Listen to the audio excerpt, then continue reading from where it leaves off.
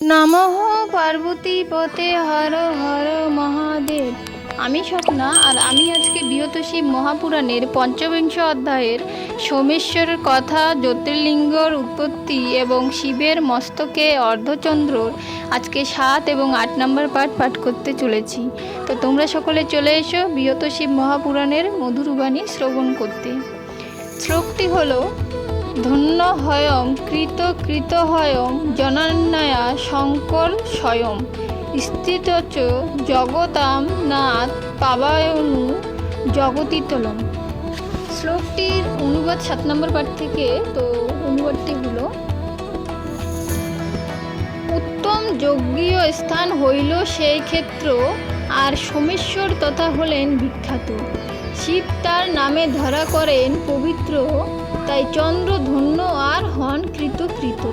সেই চন্দ্রকুণ্ডু সবে করে প্রতিষ্ঠিত, শিব ব্রহ্মা বৃদ্ধি করে তাহার মাহাত্ম্য।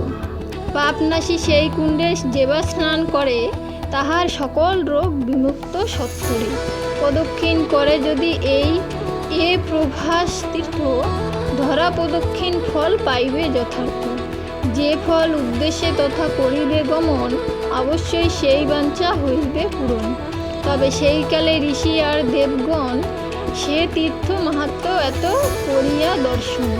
চন্দ্র আর মহেশ্বর করিয়া বন্দন, প্রদক্ষিণ করি সবে করেন গমন। অনন্ত দেব শশধর পূর্ববত, সুস্থ দেহে নিজ কর্মে হন নিয়োজিত। শঙ্কর মল্লিকার্জুন লিঙ্গের উৎপত্তি, তোমাদের কাছে আমি বর্ণিব সম্প্রতি। বিবাহ না করি কার্তিকেয় ক্রোধ ভরে, মন্দর হইতে চলিলেন স্থানান্তরে।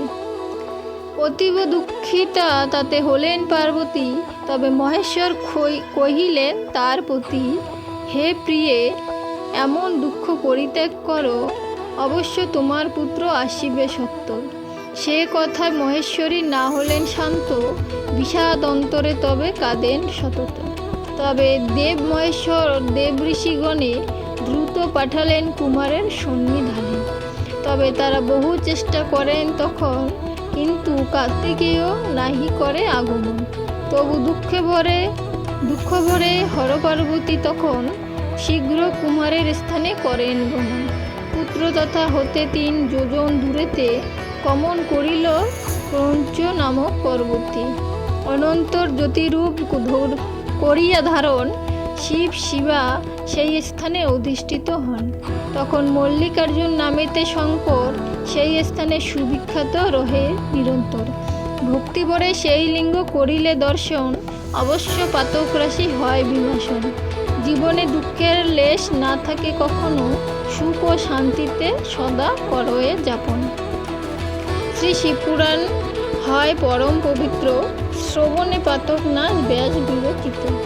পঞ্চবিংশ অধ্যায়ে সোমেশ্বর কথা, জ্যোতির্লিঙ্গ উৎপত্তি এবং শিবের মস্তকে অর্ধচন্দ্র কথন এখানেই সমাপ্ত হলো। আজকে পঞ্চবিংশ অধ্যায় সমাপ্ত হয়ে গেল। সকলে অবশ্যই চেষ্টা করবে প্রথম থেকে শেষ পাঠ অবধি প্রত্যেকটা পাঠ শ্রবণ করার বা শিবপুরাণ পাঠ করার। তো আমি আজকে এখানেই সমাপ্ত করছি। সকলে ভালো থাকবেন। ধন্যবাদ।